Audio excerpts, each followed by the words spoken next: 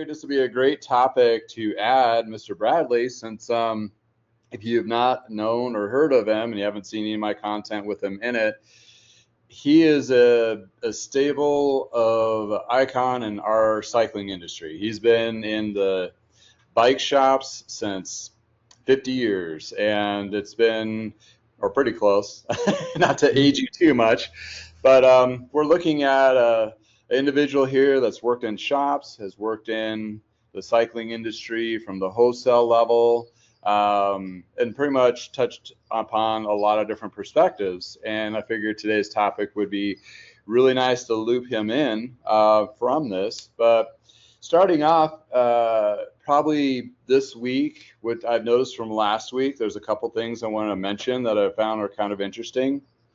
There's a new platform that came out. It's called, I think it's Industry Grease.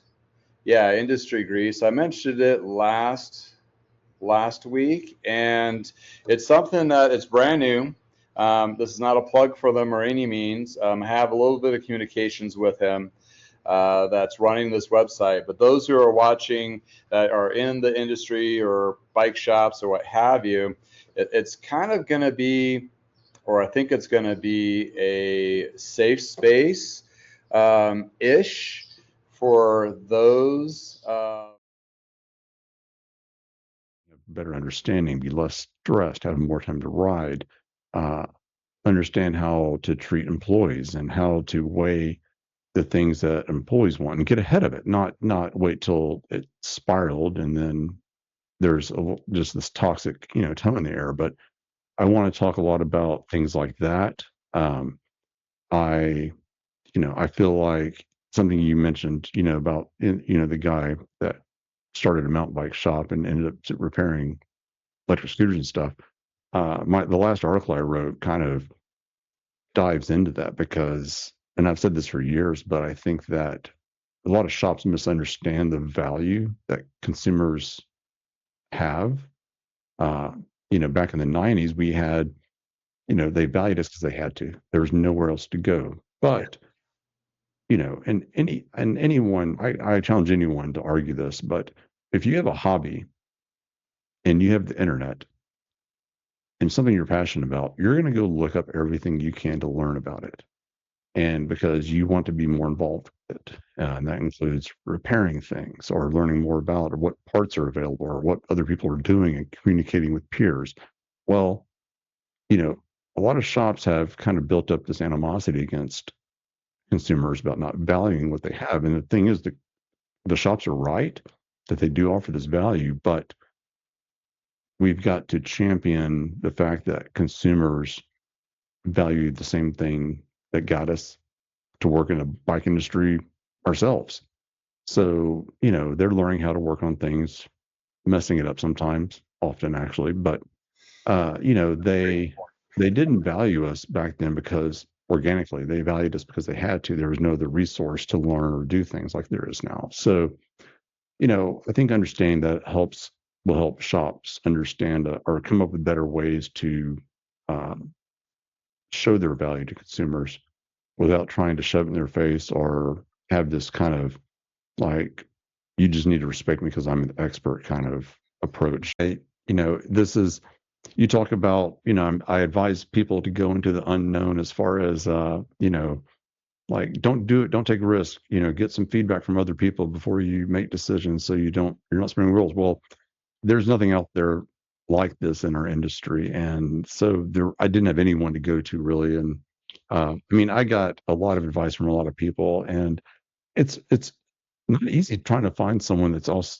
been in my position that has seen so many perspectives as far as, retail before, during, and after the internet explosion for our communities. And, we need to also become more diverse. It's still, an old white guy's industry. And,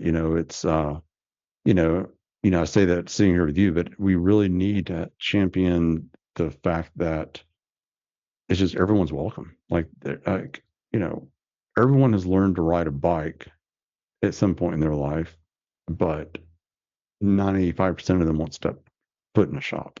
And it's, even though we we're the best and we offer the greatest service in the world to that consumer, we don't realize that our bike culture, the more culture you have, the more intimidating you are. It's like me walking into a Ferrari dealership. They can have the nicest people and be most welcoming in the world, but I feel out of place there. If I walk into if a average consumer walks into a shop and it's a bunch of dudes and there's a bunch of parts that they don't recognize, it doesn't matter what it is. It's just they don't feel, they feel out of place. Yeah. But if you go into a more generalized store where it doesn't have that culture and it doesn't have a bunch of questionable looking purple anodized things on the Another guy bicycles hanging with a guy. Hey, I'm Justin, the guy in the garage. I do have a garage shop, and you see most of these tools behind me. I want to do a shout out to JensonUSA, which you'll find a link below if you're looking for some good pricing and as well tools to fit or to expand your actual shop at home.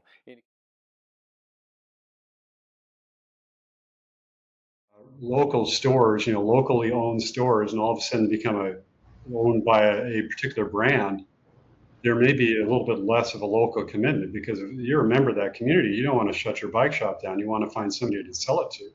Where some of these corporate stores, they may go, wow, we need to cut our costs here, and these underperforming stores have got to go. And sometimes that doesn't allow time to find new local ownership or something like that. So very, very dynamic time in the industry, and there's some good and there's some bad. And also the weakening dollar is also going to hit pricing. So we have this double whammy right now. Okay, we're paying more for imported product, and our dollars are buying less of that imported product. So you're paying, it's tough. I mean, you can see I'm sort of rambling here as I want to do, but I mean, I know the industry will survive, but it's a period of, I don't know, tectonic change or something. I guess I feel it's too soon to tell, to cut a long story short. Well, I mean, they've been doing this already. They've been closing some stores in the markets that are not performing. That's just business 101 for corporate. And coming from Big Five Sporting Goods, a big chain, same thing. I mean, it's like you don't have a store that's kind of contributing to the bottom line after X amount of years. That location gets let go. But it's not to say that they don't want to support the community or any of that. It's just they have to. I mean, if those stores are not performing, or to be able to support the staff financially, they just can't have a location. So I know there's been a lot of shrinkage of those locations, and that whatever else they can do, as each individual company has its own dynamics. That leads to a great point. You can't just put them all in the same boat, because they're all in their own volatile. Like if you could put your Schwinn or Trek corporate hat back on and not freak out. And like in our scenario, where do you think, if any, is there any opportunities or any way to keep the company maybe rebranding to some level, or pipeline the inventory to different price points? Or what do you think they can do and are willing to do at this point? First of all, it's really hard to generalize, as you look at one brand over another, like you can't necessarily group them all together. Yeah. You've got Trek and Specialized in particular, who have invested in retail stores. And, as we were talking about the repair and the used bike thing, I'm kind of curious. I wonder how much Trek and or Specialized has responded to that, through their retail stores. Are they trying to take advantage of that, or are they just trying to, leverage that, getting more people buying bikes? It's really difficult right now. I mean, we're in a very unstable period in terms of the bike industry. We don't have the driving trend, like we were talking about, Stingrays, tri-bikes, BMX, mountain bikes, all those. One comment was like, well, is Cannondale as in much trouble as Specialized? And it's like, well, no, they're in a different trouble, and they may be little bit, well, with Pond, they actually started cutting some of their lines that were not performing, like GT got cut, and who, you know, they're going to trim their fat in their way as well. Although they did seize an opportunity in Boulder to buy full cycles to make it a Mike's Bikes, which they kicked out Specialized and brought in Cervelo and Cannondale and Santa Cruz and the other brands that they have. So Specialized lost a big dealer out of Boulder, which Boulder, and if you don't know Boulder, Boulder is like one of the epicenter of cycling and cars. There's a few of you that watch this and you're in shops or working on bikes as a part-time or used to work in the cycling industry. It's like, I implore all of them to do their own YouTube channel of some various level of sharing that knowledge, or you come across something weird, like, you know, like I need to take apart this Fox fork, you know, it's like, and this is how you do it, that kind of thing. If you have the like solid knowledge and that information, anything that predates the YouTube coming out, it's beneficial.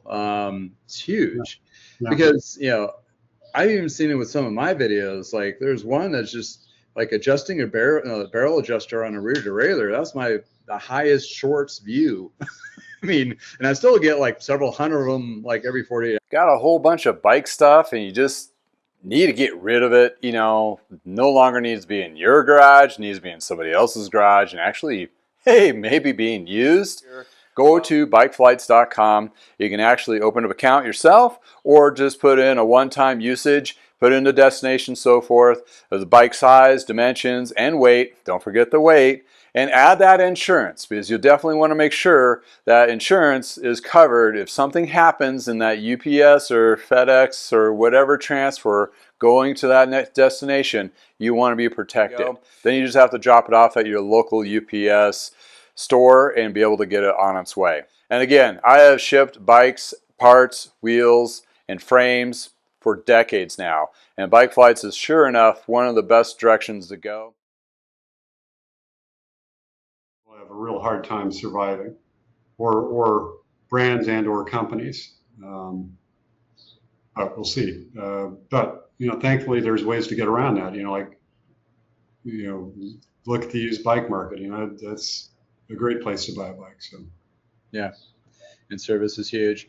Well, shifting gears to community, I've seen a lot more community engagement from bike shops this year, more so than last year.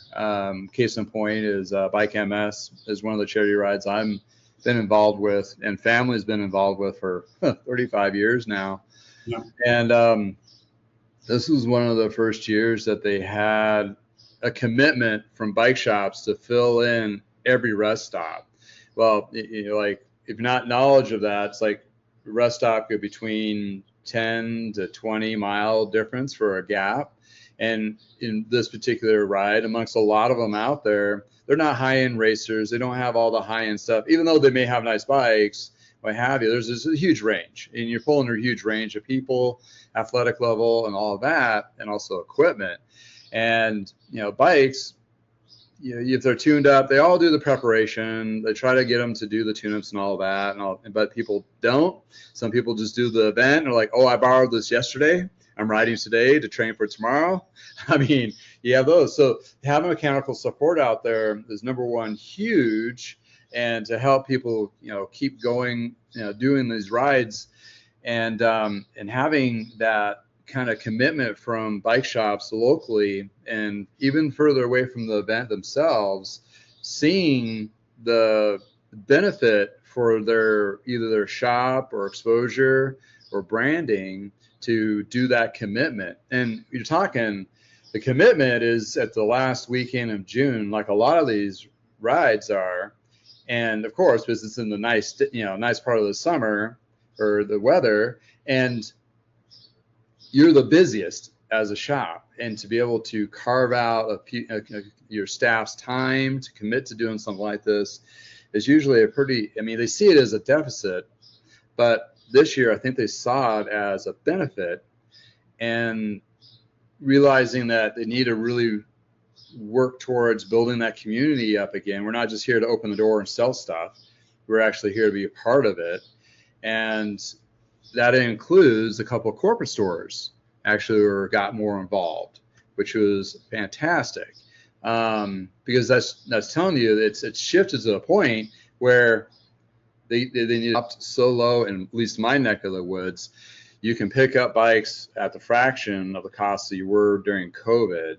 And in addition to, a lot of them are in still really good condition, and or maybe need a little bit of work if you want to do a complete bike yourself, or if you're a business that's buying and cleaning parts and either refurbishing the bike completely or selling the complete bike. Well, I found selling the parts off the bike and the frame and fork separately, which, number one, the unit's been selling a little bit faster in our current market. And second, I'm basically doubling the money that I invested into that bike. So if I bought a bike for $200, I'm making at least $200 to $300 on that investment, versus if I bought that bike, put money into it and fix it up and try to sell it, it's if and when it does sell, which is a lot longer, I'm making less of a margin on the full complete bike. So it's kind of an interesting shift in our industry, in the used market.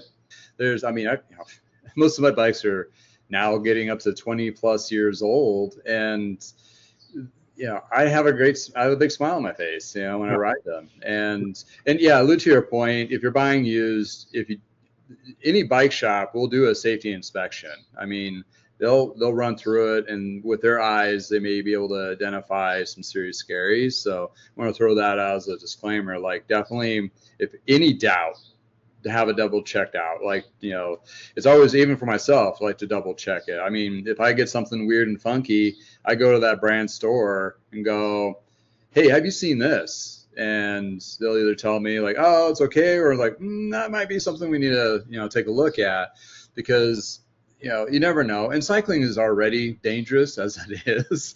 You want to limit. It's all about reducing the risk.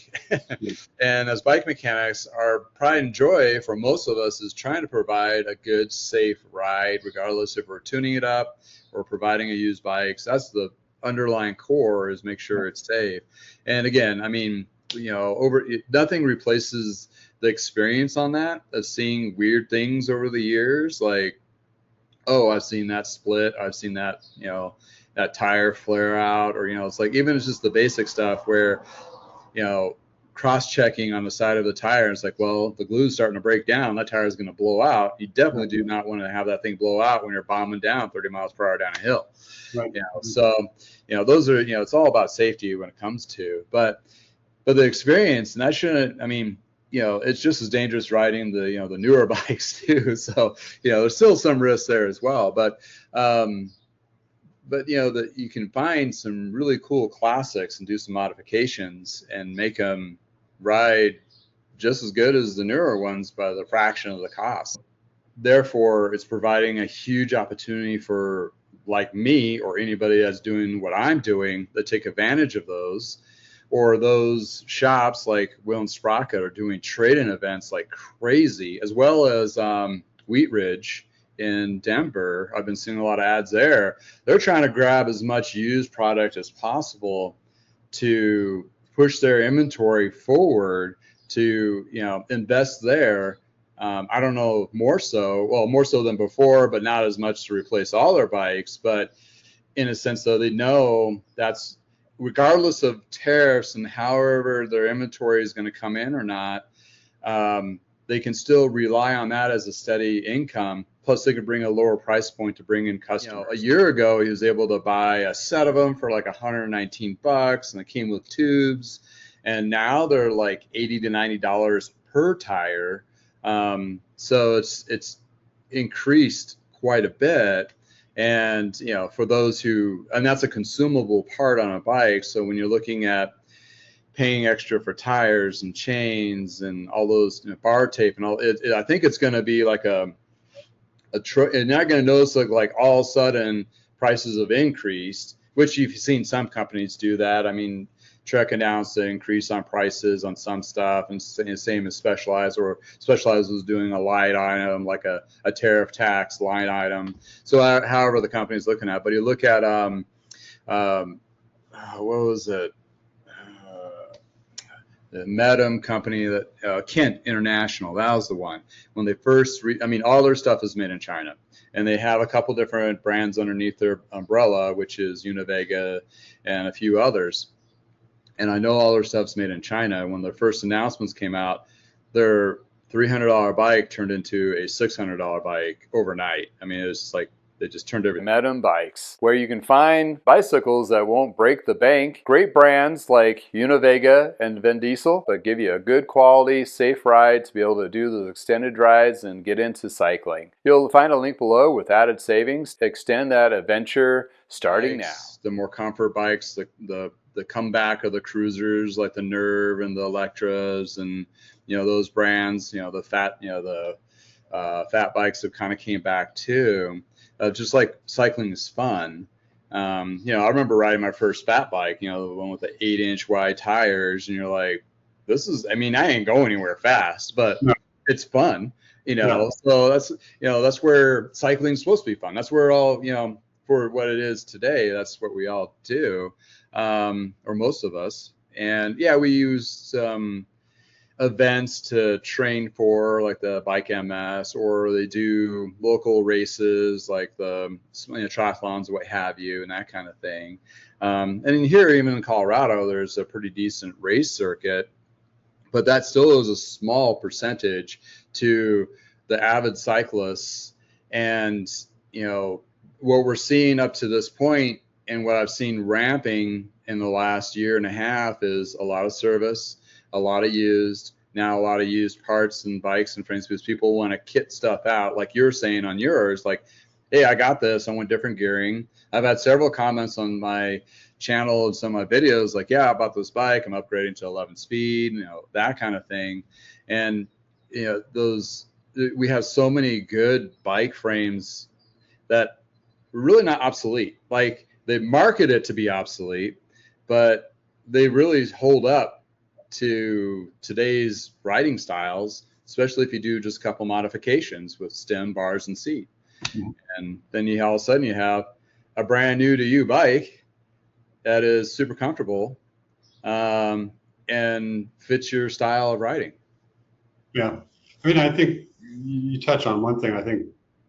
I mean, one of the core strengths of cycling is that if you can get somebody comfortable on a bike and they start to ride it, they'll go, wow, I forgot how much fun it is. The Velo Orange guys are definitely excited about, being part of that. So, yeah, we should do some collaboration with them, and what parts you got from them and how they worked, and maybe do a video with them saying this is the bike and these are the parts that we used, and kind of their backstory. Because there's, for me, it's really nice to find companies that are still working and making retro, which sounds old, but like older bike stuff, so you can keep those bikes going, and that's just awesome. I mean, companies like Bicycle Wheel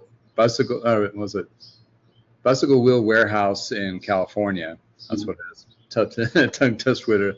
But I have a link below. They have they do all the custom build wheels still, like lace them up to different hubs. So if you have dropouts, not a through axle with a room brake, you want a nicer set or just an expensive set that'll work, you can still get new there that's still hand built. So or even the nicer and stuff too. But it's kind of nice to see companies like that are still exist and actually are flourishing in times like this too. So doing pretty good. Yeah. Oh, we can get you some fancy stuff if you want to put some fancy stuff on it. Sure. Maybe we can use that if you want to help promote those guys. That'd be great. Oh yeah, absolutely. That and the Velo Orange guys are definitely excited about, being part of that. So. Yeah, we should do some collaboration with them, and what parts you got from them and how they worked, and maybe do a video with them saying this is the bike and these are the parts that we used, and kind of their backstory. Because there's, for me, it's really nice to find companies that are still working and making retro, which sounds old, but like older bike stuff, so you can keep those bikes going. You mentioned here when you're out here a couple weeks ago, Bradley, that the Tariffs, once they start being implemented, you were hearing some chatter that new products are gonna, was it like double, almost triple in cost? Yeah, that was one estimate I saw that which is, would be catastrophic for the bike business, certainly the new bike business. But I mean, I hope that's not true, but I did see that. Yeah. Well, which has been interesting is a lot of these companies, they reacted to the tariffs, although the tariffs were not being collected yet. I don't know. I mean, I'm too busy working on bikes and stuff to really dive into all the articles and what's actually been happening. But it kind of sounds like that they have not been collecting, or even the platform hasn't been adjusted at the ports to collect all those tariffs. So I don't know. It's like maybe they write an IOU, give me a statement later on, and we'll pay for it. We just need to take the product now, or it's just interesting. Yeah, it's the whole thing in terms of the bike industry. I mean, there really hasn't been a U.S. bike industry since Schwinn left Chicago, pretty much. I mean, there's a lot of U.S. brands. It's a great way. I have one of my really good customers. He has one of those clown bikes, the Bromptons, and him and his wife, they travel the world, not all the time, but when they do trips, it's pretty elaborate. And he takes those guys with him. He has a case and all that, and it's so funny. He loves these things. Like, I mean, they're crazy. They're a crazy little clown bike, little wheels, and you don't go there. I find them uncomfortable, but whatever, to ride. But he enjoys them so much. And I looked at him point blank, and it's like, are you sure it's the bike that makes it enjoyable, or is it the bike experience that makes it enjoyable when you're going to do these big trips? Because you get to see a lot of the area that you're traveling to versus walking or hiking or even in a car. So those experiences of like 10 times the experience of seeing a new location on a bike. That it's interesting you mentioned Brompton, because they've built quite a following. There's a global following. In fact, there is a yearly Brompton World Championship bike race. No kidding. Wow. And there are Brompton-specific stores. I've not ridden one, but if I was looking for a travel bike, I would probably look at those. My experience with those things, if you can get the bars and saddle and stuff to the right, position to approximate your regular bike, they do a pretty good job. And the fact that you can, travel with it, and sometimes you don't have to pay the additional fees. You can just pay a regular bag fee instead of last time I traveled that I checked a bike on a plane, it was over $100. I don't know what it would be now. But there was a time in my life when I would poo-poo that kind of stuff, but it's like, you're out on a nice bike and you're on the Poudre, you see wild turkeys, deer, eagles, meet other people. I mean, you don't have to worry about cars. It's a beautiful thing. I mean, that is really one of the, the trail system there is magnificent. So, I do miss that. That's just the tip of it too, because they have all the paths around Fort Collins as well as Loveland, which are connected. So you can pretty much ride like 2 or 3 days on paths and not be on the same path twice. Right. Almost. Yeah. No, it's good. It's good. Yeah, it's good. Save fun. You pay a weight penalty, but on a hot summer day, there's nothing better than having cold fluid to drink. Yeah. Yeah. Absolutely. Well, cool. Well, hope to see you here soon. Thank you for spending time with me. Yeah, definitely. It was great catching up. Yeah, absolutely. We should discuss if we want to include my resurrection of the Supercourse.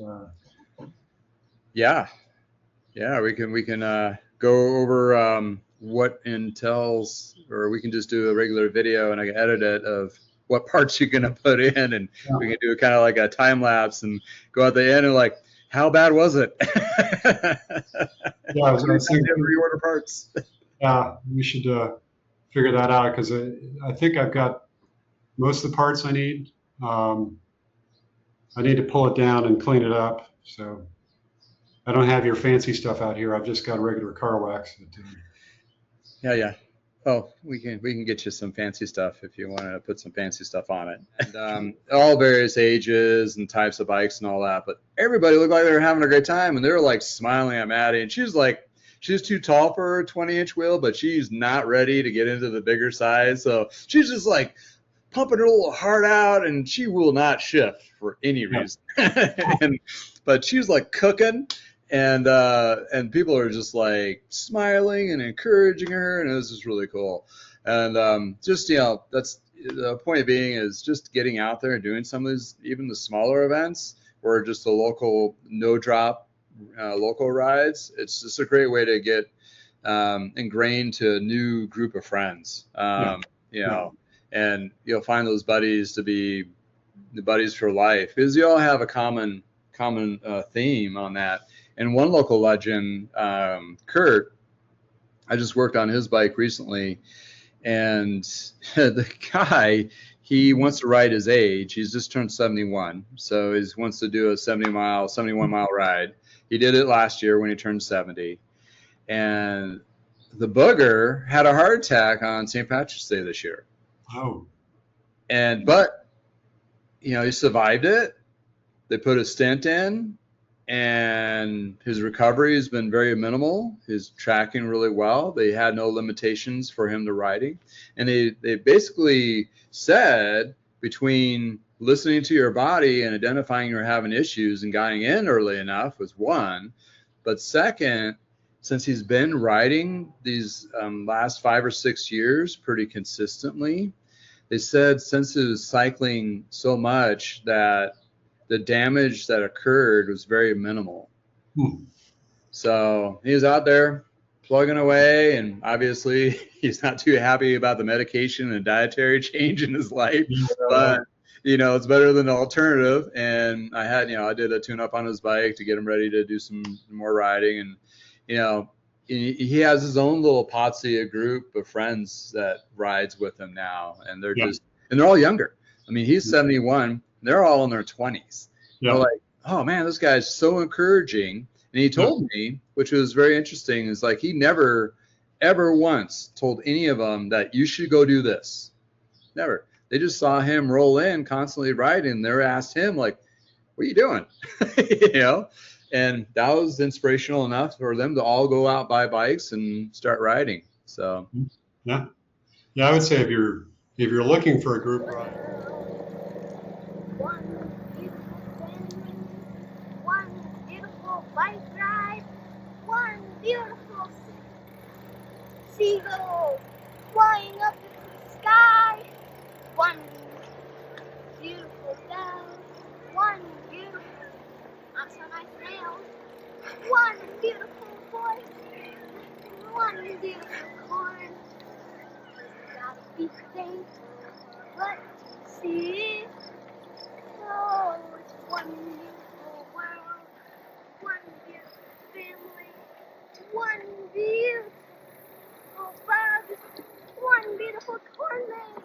Oh, isn't it so lovely to be living in this world, with the lake, with the geese, with the fights, with the corn, with the bugs, with the fights, with the fishing people, with the boats, with the cars, with the houses, with the friends, with the family, with the beautiful world, and how with like 100 million people in the world, I'm the one that's the luckiest one that gets to see this beautiful lake.